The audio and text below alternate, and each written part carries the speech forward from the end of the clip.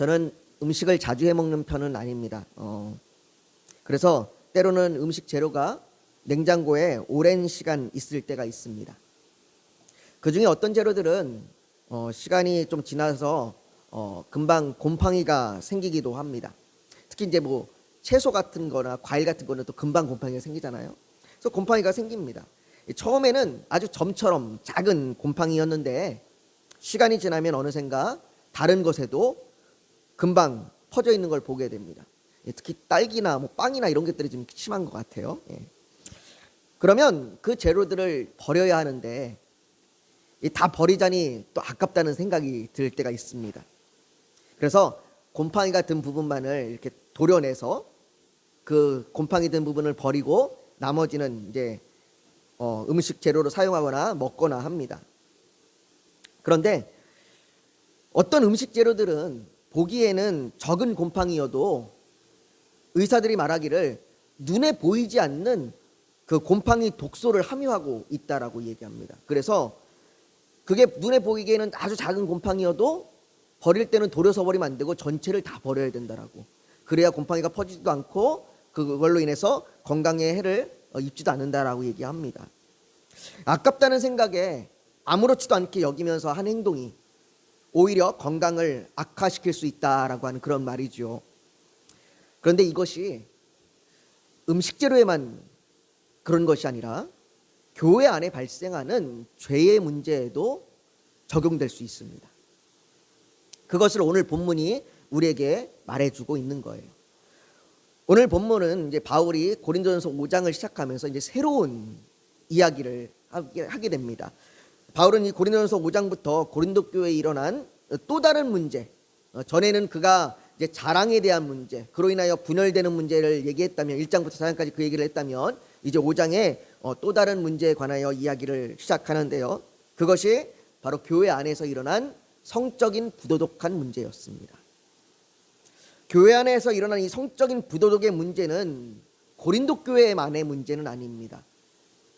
당시 이방의 각 지역에 세워졌던 그 아시아와 그 지역의 그 로마 제국 안에 세워졌던 그 많은 교회들이 그들이 전에 익숙했던 그 성문화, 그들이 전에 첩을 두거나 아니면 자신의 아내 몰래 다른 사람들을 만나거나 아니면 성매매를 하는 그러한 성문화들이 자기가 이제 교회 안에 들어와서 성도가 됨으로 인하여 복음과 충돌하는 상황을 겪게 되는 것입니다. 그리고 이것은 또 그 시대만의 문제도 아니고요. 이것은 오늘날의 교회들도 겪고 있는 문제입니다.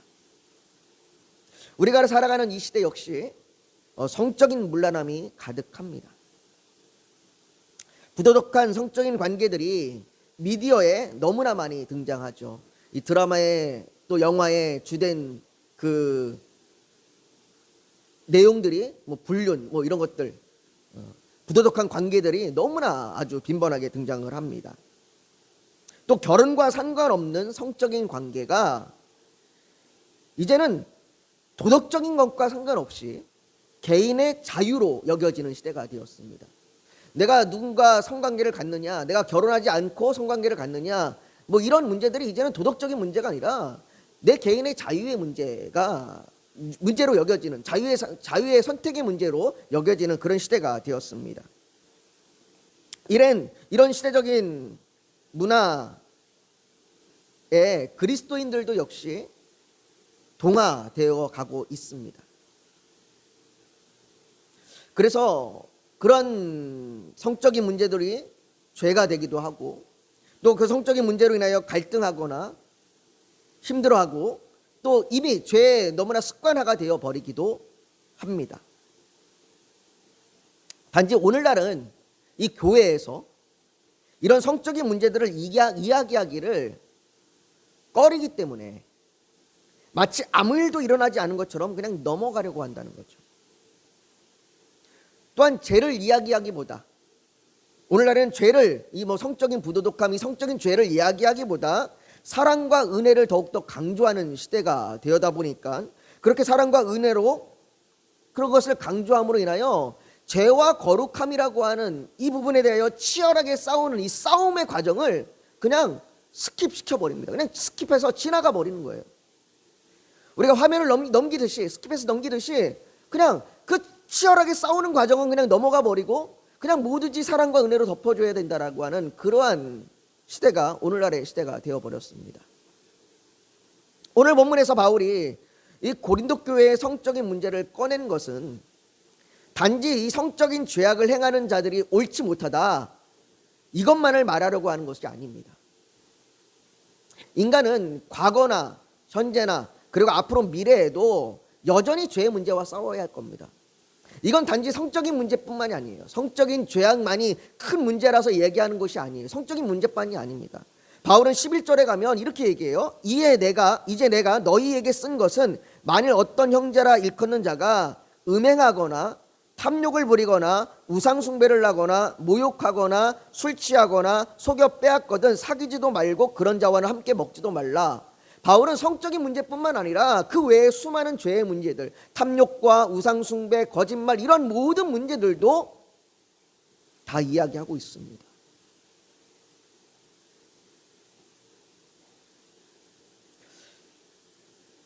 우리에겐 계속적으로 그런 문제들이 있어요. 굳이 성적인 문제가 아니어도 다른 부분에 대한 죄의 문제가 끊임없이 교회 안에는 있습니다. 우리가 성도로서 교회로 모이지만 우리는 완전한 자들이 모이는 곳이 아닙니다. 교회는 완전한 자들이 모여서 그 완전한 자들이 하나님 앞에 예배하는 곳이 아니에요. 우리는 완전히 거룩한 자들이 아닙니다. 우리는 거룩함으로 나아가는 자들이고 거룩함을 위해서 주께서 우리에게 힘과 도움을 주시고 은혜를 주셔서 거룩해지도록 새로 지음받은 자들이지만 여전히 우리는 거룩함을 위하여 치열하게 싸워야 하는 자들입니다. 그래서 어떤 분은 교회를 병원과 같다라고도 얘기합니다. 환자들이 병원에 잔뜩 모여있듯이 이 영적인 아픔을 가지고 있고 영적인 죄를 가지고 있는 사람들이 모이는 곳, 그것이 교회다라고 얘기하는 거죠. 이처럼 교회는 불완전한 자들이 은혜로 말미암아 모인 겁니다. 그 은혜로 우리는 죄와 싸우는 것이고 거듭나기 전에 우리의 본성은 죄와 싸우지 않았습니다. 그러니까 우리가 지금 죄와 치열하게 싸우는 것은 우리가 거듭났기 때문이고 우리가 새로워졌기 때문에 싸우는 거예요. 그리고 이런 것은 계속해서 교회 안에 계속해서 일어나는 일이죠. 그러니까 교회 안에는 성적인 문제뿐만 아니라 다양한 죄의 문제로 언제든 교회 안에 나타날 수 있는 일들입니다. 물질의 문제도 그렇고 교만의 문제들도 그렇죠. 문제는 그렇게 교회 안에 죄의 문제가 나타날 때에 교회가 어떻게 반응하는가입니다. 어떻게 반응하는가.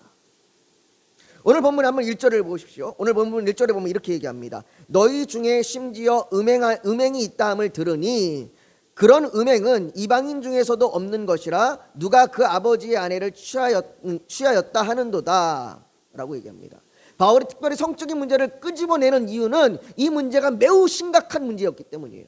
이 문제가 어느 정도로 심각했냐면 그들의 성적인 죄는 세상 사람들보다 더했습니다.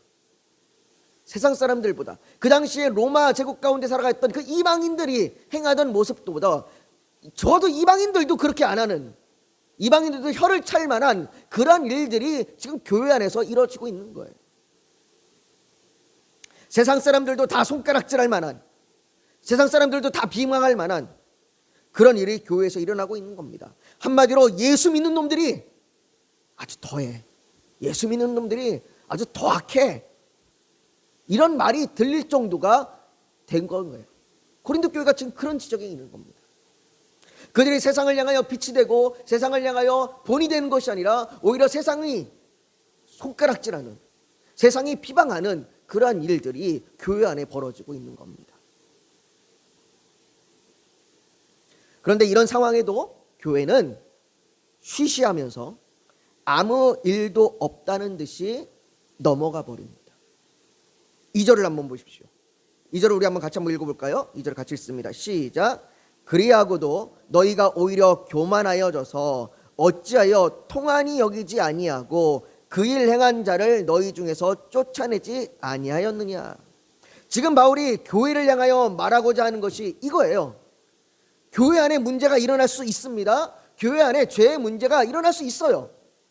그러나 죄인들이 죄를 깨닫는 곳이 교회인데 아무도 이 문제를 죄라고 말하지 않는 거예요. 아무도 이 문제를 심각하게 여기지 않는 겁니다.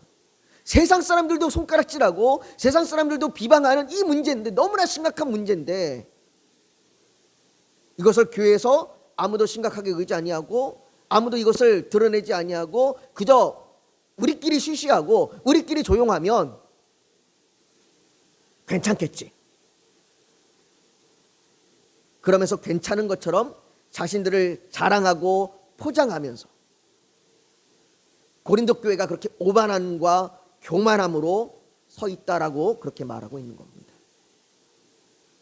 그들은 교회의 죄에 대하여, 성적인 부도덕함에 대하여 통한이 여겨야 했습니다. 이 문제를 대하여 슬프게 여겨야 됐고 통한이 여겨야 됐고 이 문제에 대하여 애통해야 됐습니다. 그러나 회개하고 바로 세워야 될 이들이 회개하고 바로 세우지 않은 겁니다. 바울은 고린도 교회에게 이 일 행한 자를 너희 중에서 쫓아냈어야 했다, 그렇게 말합니다. 너희가 이 일을 가만히 그냥 쉬쉬하고 넘어갈 게 아니라 너희가 그 사람을, 그 죄를 진 사람을 쫓아내야 됐다. 어떤 분들은 바울의 이 말이 너무 심한 거 아닙니까? 라고 이렇게 여기는 분들도 계십니다. 그렇게 말하는 분들도 계세요. 교회가 사랑으로 품어주고 보듬어줘야지, 죄를 졌다고 그렇게 쫓아내고 그러면 안 되는 거 아니에요? 라고 그렇게 말하고 계실 분도 있을지 모르겠습니다. 물론 교회가 죄를 진 사람을 무조건 쫓아내야 한다라고 말하는 것은 아닙니다. 바울이 말할 때 그 사람을 한번 죄졌다고 막 쫓아내라 이러고 이렇게 얘기하는 건 아니에요. 오늘 1절에 나와 있는 그 아버지의 아내를 취하는 이 행위는 단회적인 행위가 아니라 지속적인 행위였어요. 반복적인 행위였습니다.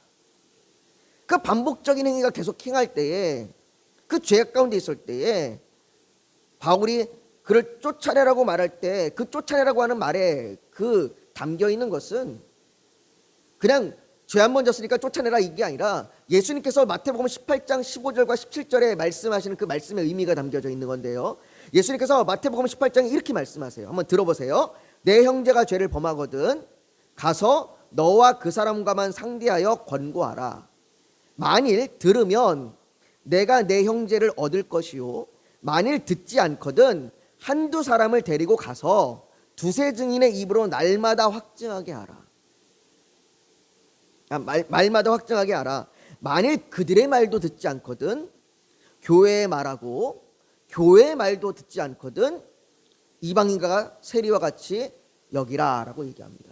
그러니까 한 번에 그 사람이 죄를 졌다가 한 번에 그냥 무조건 내쫓는 게 아니라 그를 향하여 끊임없이 권고하라는 얘기예요. 그것이 잘못되었고 그것이 옳지 못하니 그에게 돌아오라라고. 그것이 막 공개적으로 이게 아니라 처음에는 그 사람과 그 사람을 긍휼히 여기는 그 한 사람의 마음을 가지고 그 사람과 얘기하고, 혹시 내 생각이 잘못될 수도 있으니까 또 같은 생각을 하고 있는 다른 사람들과 같이 또 이야기하고, 그렇게도 이야기하고 그렇게 권고해도 안 되면 교회 얘기해서 교회의 도움을 받아서 교회와 같이 협력해서 얘기하고, 이렇게 여러 번 권고하고 여러 번 그를 위하여 기도하고 회개하며 그가 돌아오기를 바라고 소망하는 거죠.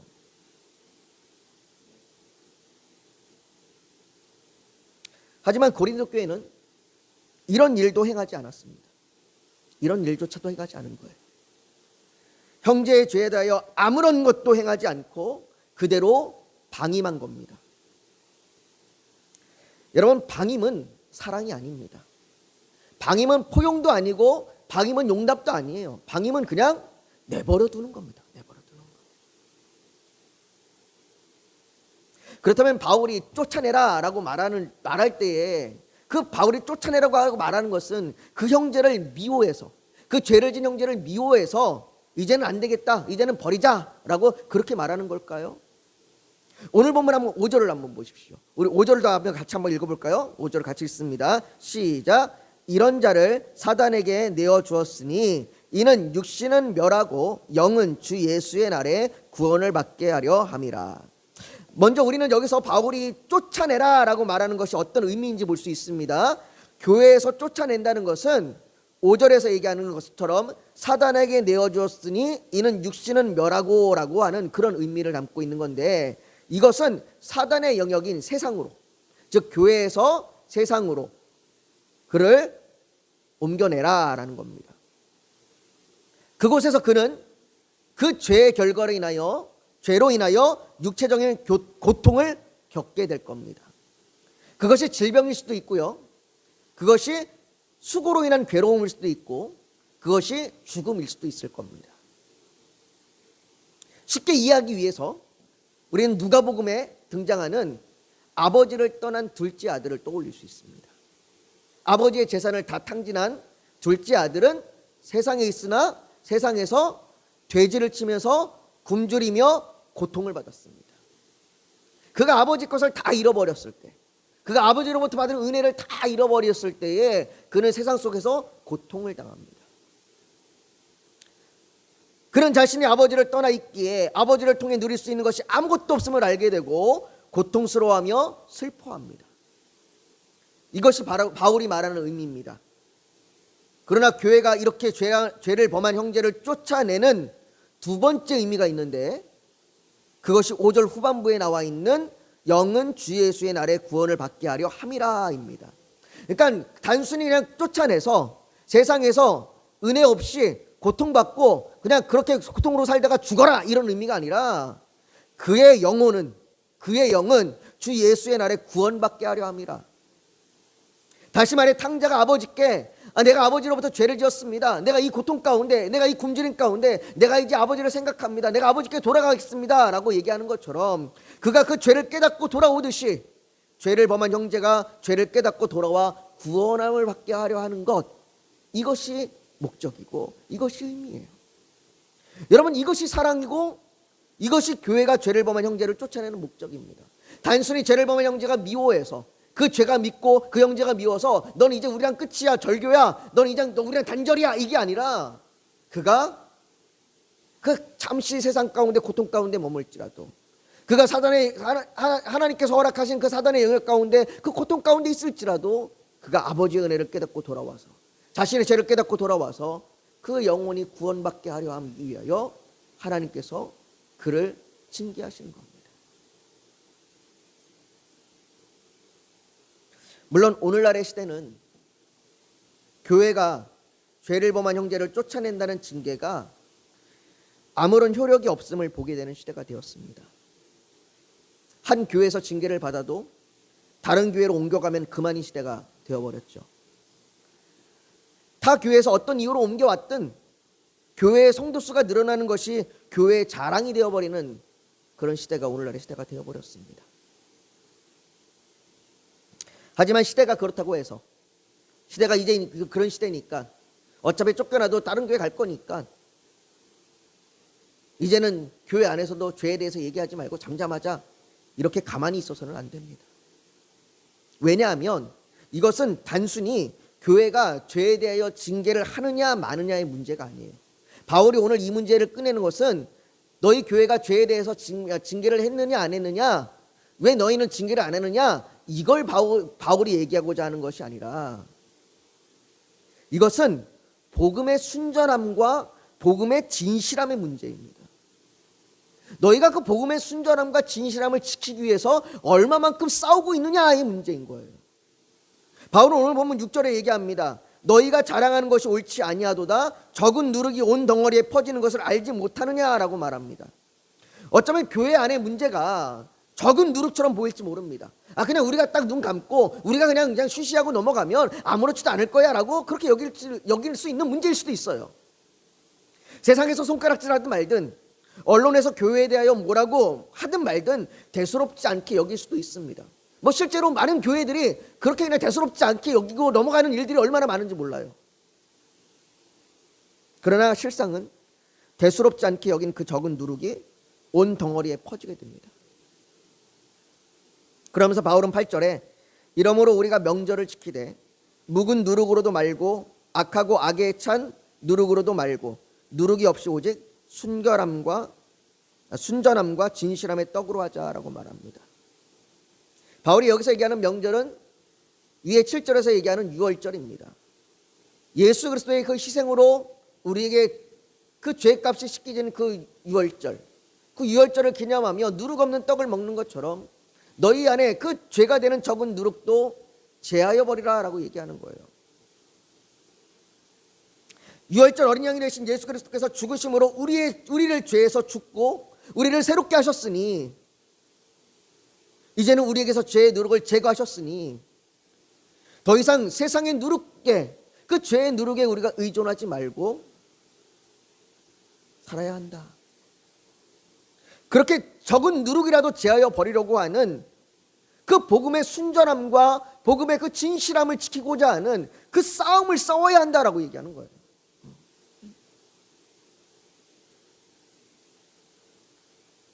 교회가 단순히 죄를 징계하느냐 마냐의 문제가 아니라, 죄를 단순히 그냥 덮어주느냐 넘어가느냐의 문제가 아니라, 너희가 그 복음을 위하여, 그 복음의 진실함을 위하여, 그 복음의 순전함을 위하여 얼마나 교회가 치열하게 싸우고 있느냐, 이걸 말하고 있는 거죠.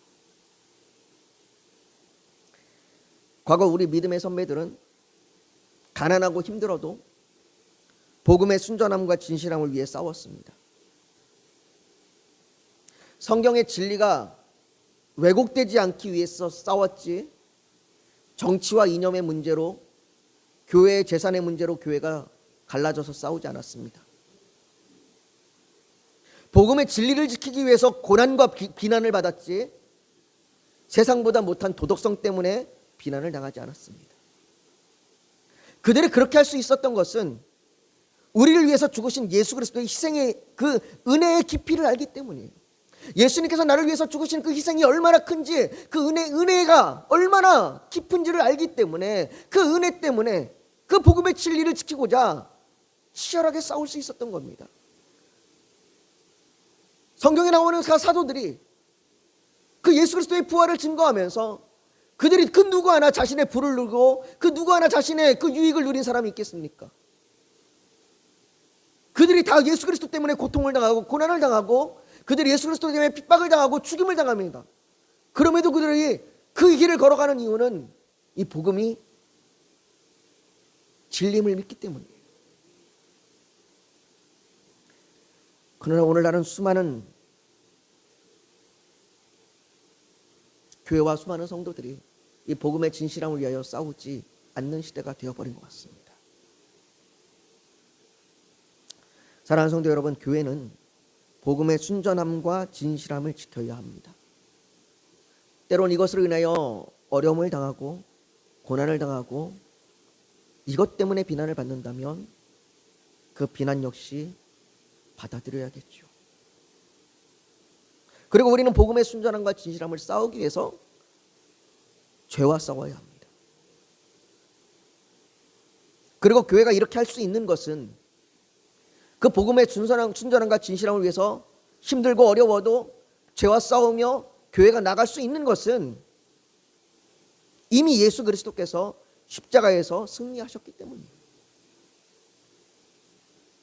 우리가 그 은혜 안에 있기 때문에, 교회가 그 은혜 안에 있기 때문에 우리가 그 복음의 순전함과 진실함을 위해서 싸울 수 있는 겁니다.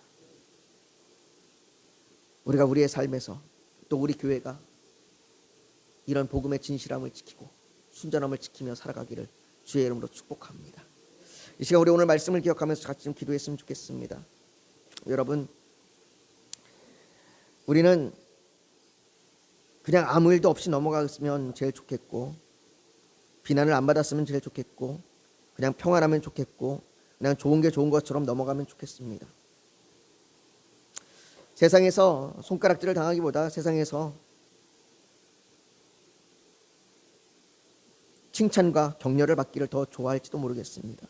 그러나 믿음의 선배들은 그렇지 않았습니다. 믿음의 선배들은 복음의 진실함을 위해서 싸웠습니다. 순전함을 위해서 싸웠습니다. 1세기의 사도들이 그랬고, 종교개혁 시대의 종교개혁가들이 그랬습니다.